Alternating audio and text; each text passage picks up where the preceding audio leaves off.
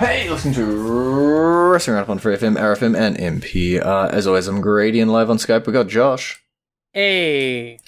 Gonna start off, I guess, with the biggest topic this week. We've got ourselves a brand new NXT Women's Champion. I can't really say I'm surprised.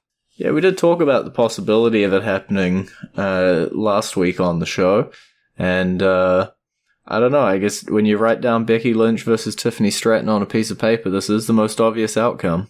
Yeah.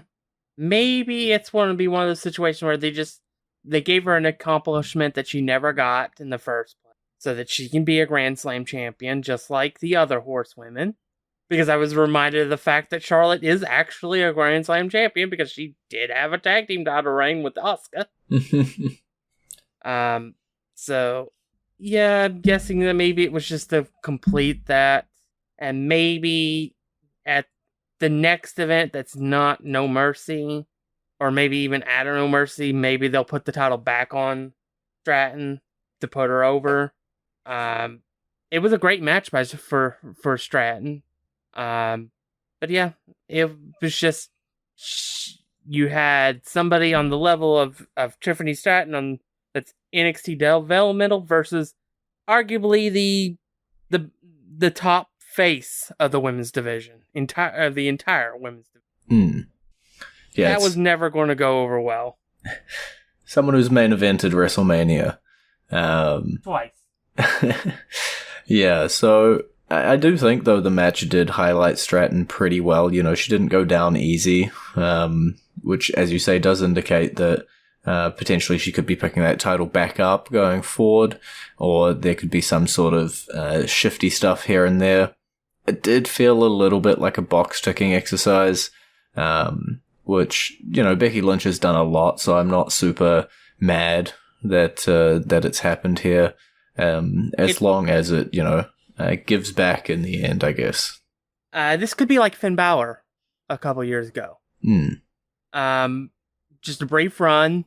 But I think the difference here is that I think they want to keep Becky away from Rhea.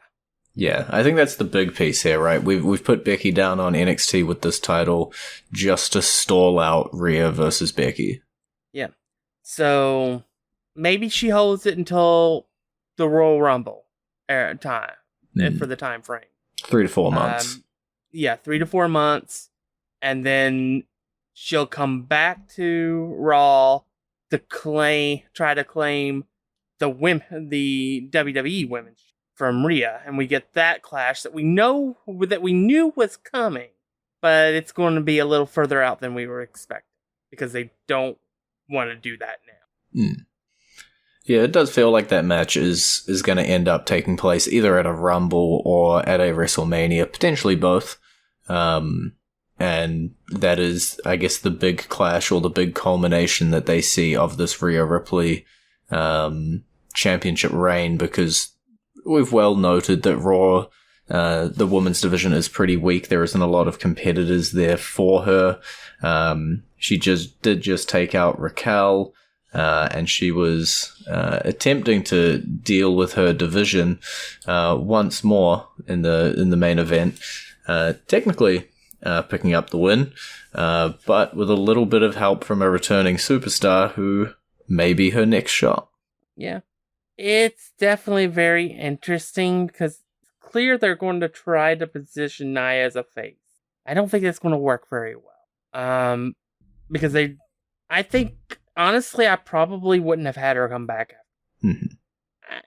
I think I would have had her to go after Shayna Baszler. I mean, that was the one that injured her in the first place before she ready-made story. Oh well, it is what it is. Yeah, it's interesting, right? She returns, she beats up Raquel so that Rhea can pick up the win, and then after the match beats up Rhea. So it is potentially that they're going with the classic, like, big person just wants to beat everybody up, not heel, not face kind of position for her. But regardless, it does seem like she's going after Rhea's championship. And if the end goal is Rhea Becky down the line, then it's more confusing to me to bring Nia into this championship feud if she is just going to end up losing it, which scares me a little bit.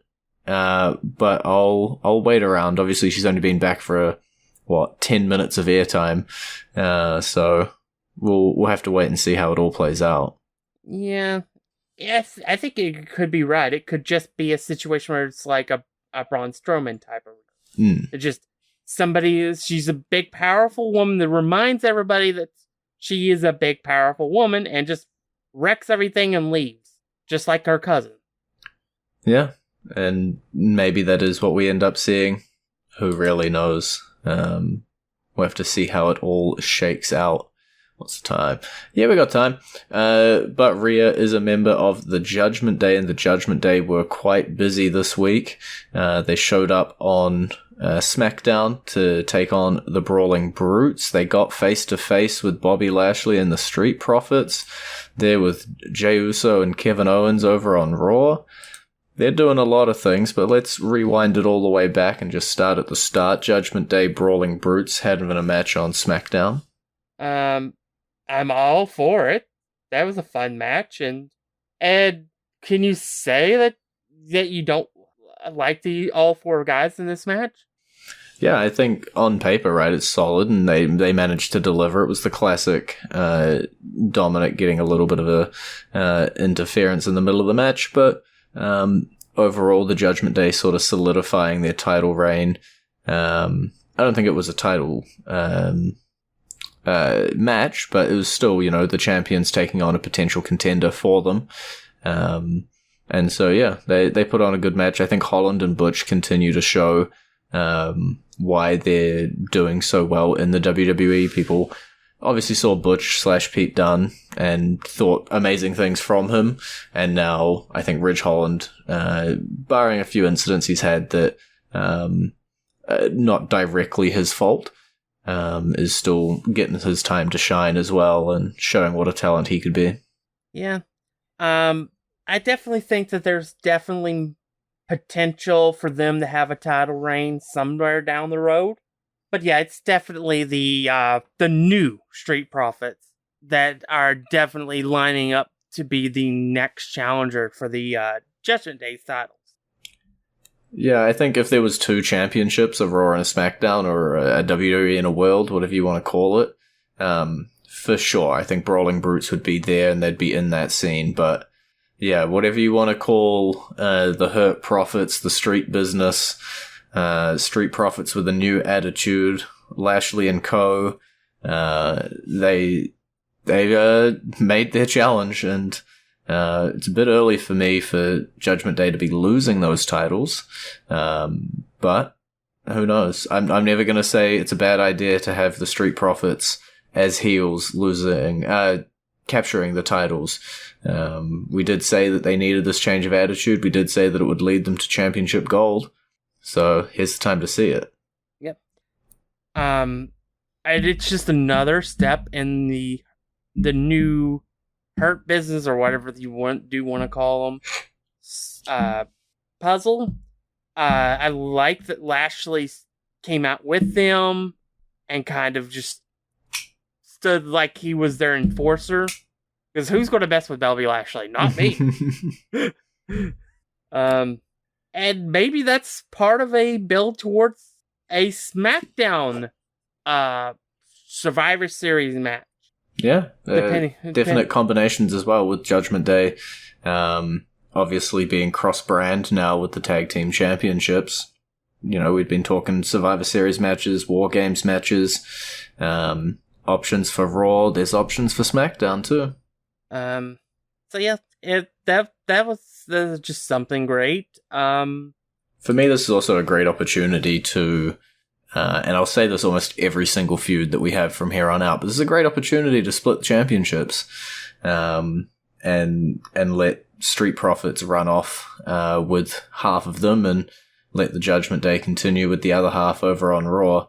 I continue. Well, I will say again, I think the divisions are healthy enough to support two titles, but we'll have to wait and see what ends up happening with them. Ladder match. Yeah. Put them in a ladder match, put both sets of titles up there, and have each team rip one of them off. Boom. Classic. Easy Especially way. since they're Velcro now. It's a lot easier to do.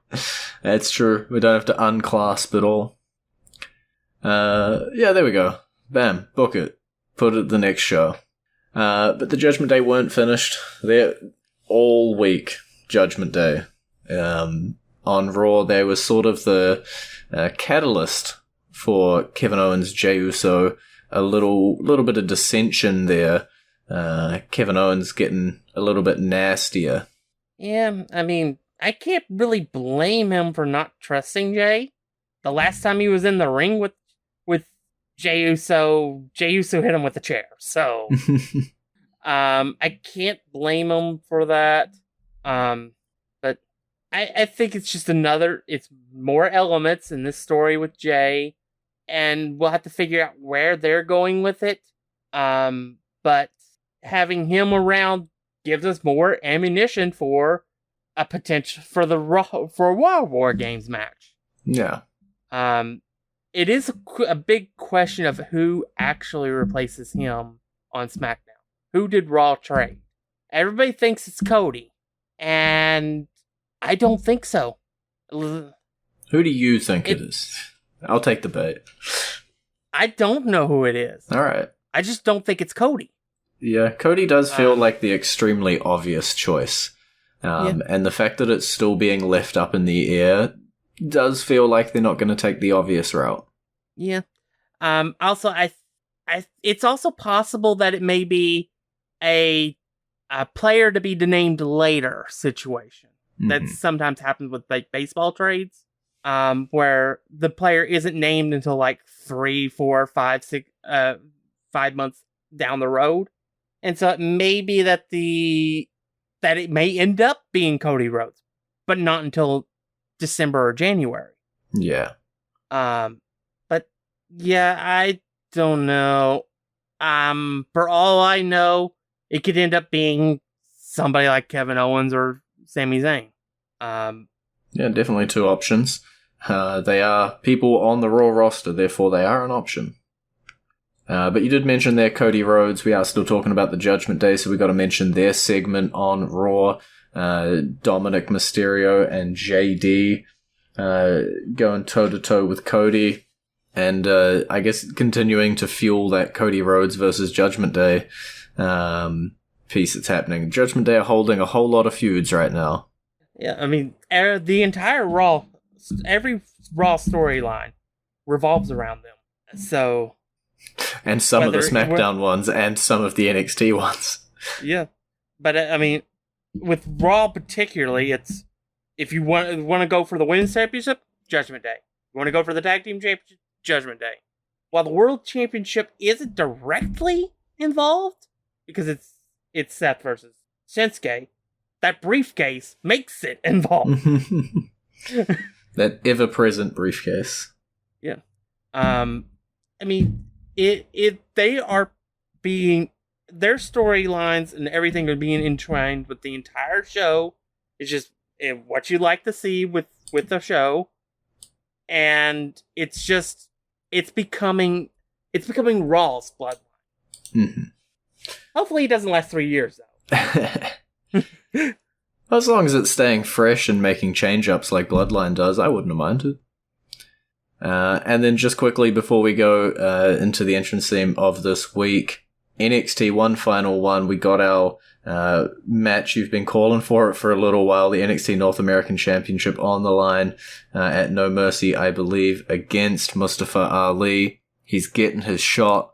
The wrongs will be righted, and he'll probably lose. Yeah, probably because of Rhea Ripley. I really think it's Dragon Lee that takes the title off of Dominic. Yeah, that definitely feels like the most likely shot there. It's what's been lent up to. Ali's just a nice little roadblock before we get there. Why not throw Dragon Lee into the War Games or into the Survivor Series match against the Judgment Day? Biff him on in. We got room, I'm sure. Maybe. Or we could do this. Put the title on Dragon Lee. invite him to to Survivor Series to challenge the Intercontinental U.S. Champion. Sure.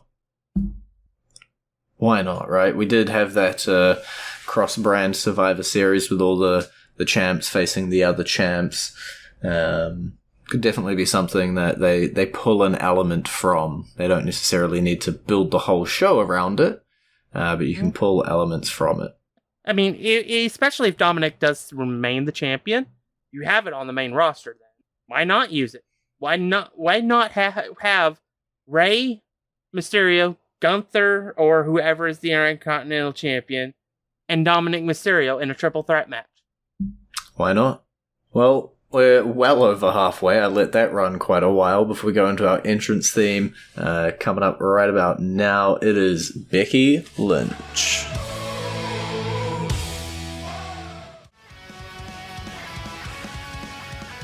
And you're back at Wrestling Roundup on FreeFM, ArrowFM, and NPR. I'm Grady, he's Josh. You talked there about the Intercontinental Championship. Gunther officially ticking that box. He is the longest reigning Intercontinental Champion of all time. He was just trying to have a lovely little celebration. Yeah, and Gable, Otis, and Maxine Debris definitely did not make him feel very celebrated. And then somebody random showed up, and they did a 6-man tag. Yeah, you told me, like, oh yeah, we're going to have a celebration. I'm like, alright, maybe Chad Gable's going to get himself involved. Maybe we'll have some sort of combination of a match. And you're like, and Ciampa shows up. Sorry, what? Who I thought was looking for Johnny Gargano. Apparently he took a break from that to fight Gunther and with Alpha Academy. Yeah, that was just random, but it furthers the storyline. Maybe they will do it. Maybe Gable is the guy that brings down Gunther. Do you believe? I believe more than I would have 6 months ago. I will tell you that. I'm not sure he has much more of a chance than Dolph Ziggler would right now. Mm-hmm. But there's nothing would surprise me. And I would say making Gable a serious opponent for the mid-card, upper mid-card, I'm all for. I've always loved Chad Gable as a wrestler. I think if he had been a couple years younger, he would have been the one you chosen for the Kurt Angle story. Mm-hmm. And I think he would have made it work. Him and Kurt would have made it work. Unfortunately, he was too old because it would have made Kurt a teenager when he would have been born. So, yeah, not the best option. Yeah, weirder things have happened. Yeah. But yeah, there is definitely a bright short-term future in Chad Gable. I think Chad Gable and LA Knight are two of the guys whose stocks are just going up and up and up at the moment. And will he capture the title? Will he not? I don't know if that truly matters to the overall everything, because it's such a good thing to just see Gable spotlighted and highlighted and being given all of this time and all of this feud, especially after everything he's done, you know. Thinking all the way back to his NXT stuff all the way up to now, this guy's been going at it a long time. He's getting some recognition. It's about time for a solo run. It's always been tag team. Mm. So, yeah. I'd say I'd be all down for him beating Gunther, LA Knight winning the United States Championship, and have them face at Survivor Series. And have the two hottest guys in the company put on a phenomenal show at Survivor Series to put over the mid-card titles. Makes sense on paper. And with it being Survivor Series, that you wouldn't need any reason for them to face off. Yeah. They're just facing off because they're both champions. We did talk. We said the Judgment Day are Raw's Bloodline. While SmackDown's Bloodline, despite being severely weakened, is still around. It's still pulling some storyline strings. Jimmy Uso, does he have loyalty? Does he not? Solo Sikoa watching over him. And ultimately, the main event, AJ Styles picking up a win. Yeah. Yeah, it's definitely teasing. Does Jimmy wants back in the group? Does he deserve it? Solo seems to be chosen to be testing him. It's possible that looks like we might be looking for AJ Styles being the next challenger for Roman Reigns. Mm-hmm. And could that be possible? Could there be some sort of thinly veiled cover for the unthinkable of Damian Priest cashing in on Roman Reigns? Yeah. Could we have a War Games match of the Bloodline versus the Judgment Day? Is Paul Heyman stepping in the ring to square up numbers? No. They just debuted part of the family. Yeah. Nia Jax. Yeah. There's definitely correlation. I don't know if we got causation here, but for sure I'm with you about AJ Styles being the next challenger. It makes sense. Top talent, top dude, put on a banger match. Jimmy Uso, man's storyline's been a little wild as a part of the Bloodline, you know. He's had one foot in and one foot out for quite a while. Even, you know, when they were the tag team champions, then you quit, then you come back, then you get booted, then you come back, and now you want back in. It's like, I don't know, If I was the Bloodline, I wouldn't necessarily let him back in. And the team of Roman Reigns standing at the top with his enforcer Solo with Paul Heyman advising him, it's pretty solid on its own. I don't know what Jimmy Uso brings to the table, necessarily.